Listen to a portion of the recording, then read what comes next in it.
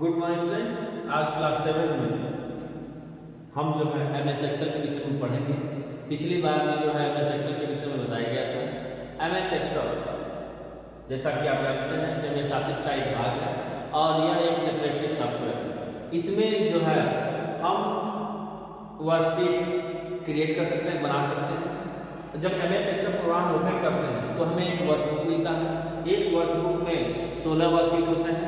16 में 3 worksheet already हमारे system पर या हमारे स्क्रीन पर ओपन होते हैं, शीट 1, शीट 2, शीट 3। इसके अलावा यदि वर्कशीटों की संख्या आपको घटाना है बढ़ाना है तो आप घटा बढ़ा सकते हैं।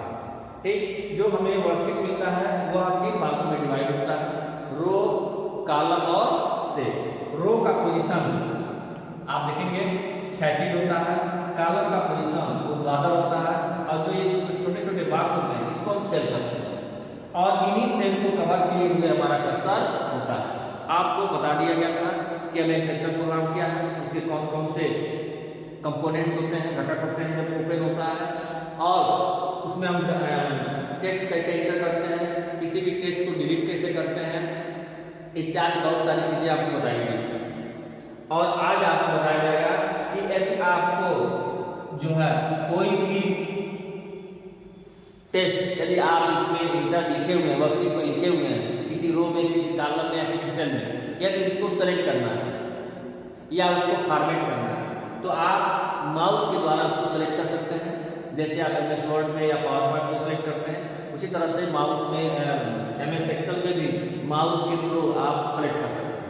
माउस के बाएं बटन को दाब करके आप खींचेंगे और जहाँ तक आप ड्रैग करेंगे वहाँ तक के टेक्स्ट या संख्या या नंबर जो भी होगा वो सेलेक्ट होगा। दूसरा, यदि माउस से नहीं करना चाहते हैं तो आप शिफ्ट की यानी कीबोर्ड का इस्तेमाल करना चाहते हैं तो शिफ्ट की को दाबते रहिए। कीबोर्ड पर ये 4 एरो दिए गए होते हैं जिसे हम कर्सर कंट्रोल की या एरो की भी करते हैं, अप, डाउन, लेफ्ट और राइट। इन 4 कीयों के माध्यम से आप किसी भी टेक्स्ट को सेलेक्ट कर सकते हैं। उसके लिए आपको शिफ्ट की को प्रेस किया रहना होगा और इसमें से जिस एरो की को आप प्रेस करेंगे ऊपर से नीचे, नीचे से दाएं, दाएं से बाएं, बाएं से दाएं, जैसे भी होगा आप सेलेक्ट कर सकते हैं।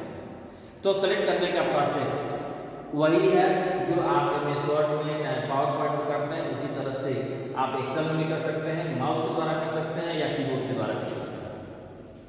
किसी भी टेक्स्ट को फॉर्मेट करने का काम वही है, जैसा कि पिछली बार बताया भी थे आपको कि आप कोई भी टेक्स्ट चाहे वो नंबर हो, सिंबल हो या कोई अक्षर हो, यदि उसको आप फॉर्मेट करना चाहते हैं, उसके रूप रंग, आकार, डिजाइन को चेंज करना चाहते हैं तो आप उसको सेलेक्ट करके bold, italic, underline, colour, size जो भी कुछ करना है आप कर सकते हैं, आप स्वतंत्र हैं। तो आप सेलेक्ट भी कर सकते हैं और फॉर्मेट भी कर सकते हैं। और आपको ये भी बताया गया था कि किसी सेल में या किसी रो में या किसी कॉलम में यदि कोई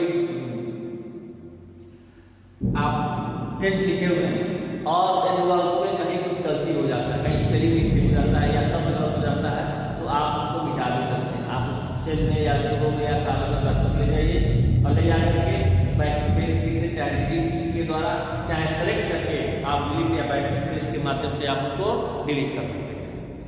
अब आपकी किताब में दिया हुआ है कि किसी भी वर्कशीट को सेव कैसे करेंगे, ओपन कैसे करेंगे और क्लोज कैसे करेंगे।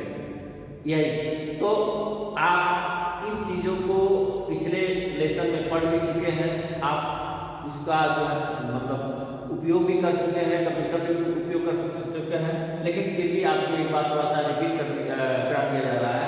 सेव करने के लिए, सेव करना, मान लीजिए जैसे आप कोई वर्कशीट बनाए हुए हैं और उसमें आप कोई रिकॉर्ड मेंटेन किए हुए हैं या कोई डाटा एंटर किए हुए हैं और उसे आप अपने कंप्यूटर पर स्टोर करना चाहते हैं, सेव करना चाहते हैं परमानेंट, अस्थायी रूप से, तो आप जो है सेव पर जाएंगे और माउस पॉइंटर को क्लिक करेंगे। यानी आपकी कैसे टूलबार में जाकर के सेव नाम का ऑप्शन होगा या आप ऑफिस बटन पे जाकर के सेव क्लिक करेंगे तो सेव का ऑप्शन आएगा या कीबोर्ड से कंट्रोल+, आप कंट्रोल+S करेंगे आपको एक सेव का ऐसे बॉक्स मिलेगा। ठीक, इसमें जो ऑलरेडी फाइल सेव है उसका नाम होगा, जिस नाम से आप सेव करना चाहते हैं वह नाम देंगे, फाइल नेम लिखा होगा, हम 1 2 3 लिखिए, यहाँ नीचे सेव लिखा होगी। सेव पर माउस पॉइंटर ले आकर के क्लिक कर देंगे, जो ही क्लिक करेंगे आपका सेव हो जाएगा। तो आप चाहे क्विक एक्सेस टूल बार से, चाहे आप MS ऑफिस बटन से, चाहे कीबोर्ड का इस्तेमाल करके आप सेव कर सकते हैं। उसी तरह से दिया है ओपन, खोलना। मान लीजिए आप अपनी फाइल बना करके चले गए, जैसे मान लीजिए आप लैब में बैठे हुए हैं, आप कुछ बना रहे हैं, तब तक आपकी घंटी लग गई, आपका क्लास ओवर हो गया। तो आप क्लास ओवर हो गया तो सबसे पहले आप जो कुछ बनाए हैं उसको किसी नाम से सेव कर दीजिए और वो आपके सिस्टम पर रहेगा। फिर आप यदि अगले दिन आते हैं और उसी सिस्टम पर बैठते हैं और उसी फाइल में खोल करके आप कुछ और एक्स्ट्रा ऐड करना चाहते हैं या उसको डिलीट करना चाहते हैं या उसमें कुछ और लिखना चाहते हैं, तो आपको ओपन करना होगा। ओपन करने के लिए आपको फिर क्विक एक्सेस टूलबार या MS ऑफिस बटन या कंट्रोल+O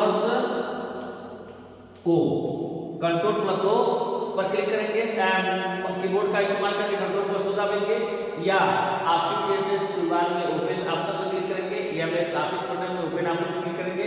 ओपन का एक बॉक्स खुलेगा, उसमें जितनी भी फाइलें ऑलरेडी स्टोर है, सेव है, सबका एक लिस्ट आएगा।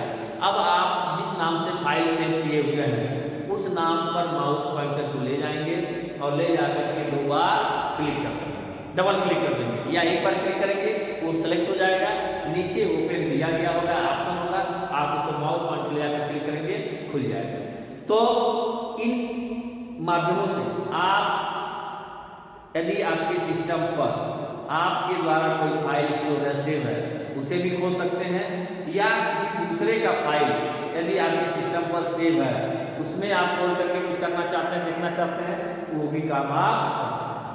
और यह सब काम जो है आप बहुत ही आसानी से, बहुत ही सुगमता से कर सकते हैं। फिर है क्लोज बटन।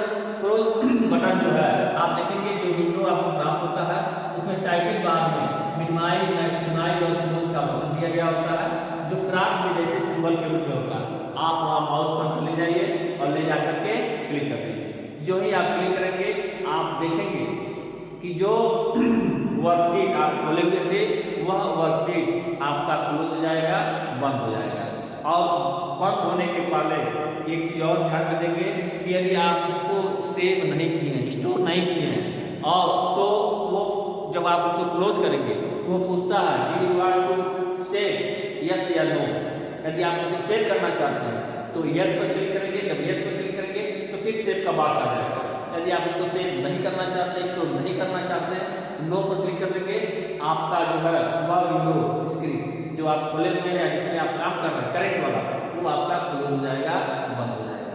तो इस तरह से आप MS एक्सेल में कोई भी वर्कशीट आप बना सकते हैं और उस वर्कशीट में आप टेक्स्ट का इस्तेमाल कर सकते हैं, सिंबल का इस्तेमाल कर सकते हैं, नंबर का इस्तेमाल कर सकते हैं, इमेज चित्र लाना चाहते हैं तो चित्र भी ला सकते हैं। बताया गया था इंसर्ट में जाकर के पिक्चर के माध्यम से आप चित्र ला सकते हैं, जिससे MS वर्ड में एक पावर पॉइंट लाते हैं, उसी तरह से एक्सेल में भी आप ला सकते हैं। फिर जो वर्कशीट आप बनाए हुए हैं यदि उसको स्टोर करना चाहते हैं, सेव भी कर सकते हैं, या सेव किया गया कोई फाइल ओपन करना चाहते हैं ओपन भी कर सकते हैं, या आप ये सब काम कर लिए, आपको उसमें काम नहीं करना है, आप अपने विंडो स्क्रीन को जो है क्लोज करना चाहते हैं, बंद करना चाहते हैं तो बंद भी कर सकते हैं। और साथ ही साथ यदि आप MS एक्सेल प्रोग्राम से एग्जिट होना चाहते हैं, बाहर निकलना चाहते हैं, तो आप एग्जिट भी हो सकते हैं, यानी उस प्रोग्राम को बंद करके आप उससे बाहर निकल सकते हैं। और जब बाहर निकलेंगे तो आपको विंडोज का डेस्कटॉप स्क्रीन प्राप्त हो जाएगा। उसके बाद कोई दूसरा सॉफ्टवेयर खोलना चाहते हैं तो आप वो भी जो है फैसिलिटी होती है, आप खोल सकते हैं। यानी एक सॉफ्टवेयर को बंद करके दूसरा सॉफ्टवेयर खोलना है, वह आपको भी डिपेंड करता है कि आप उसको क्लोज करके दूसरा सॉफ्टवेयर खोलते हैं या आप उसको मिनिमाइज करके जो है दूसरा सॉफ्टवेयर खोलते हैं, वो आपके ऊपर डिपेंड करता है। तो आप कहने का मतलब यह है कि आप सेव भी कर सकते हैं, ओपन भी कर सकते हैं, क्लोज भी कर सकते हैं, और एग्जिट का मतलब होता है उस पूरे सॉफ्टवेयर को बंद करके उससे बाहर निकलना, यानी वह सॉफ्टवेयर बंद हो जाएगा और आप बाहर निकल जाएंगे और आपको विंडोज का डेस्कटॉप स्क्रीन मिल जाएगा। Thank you.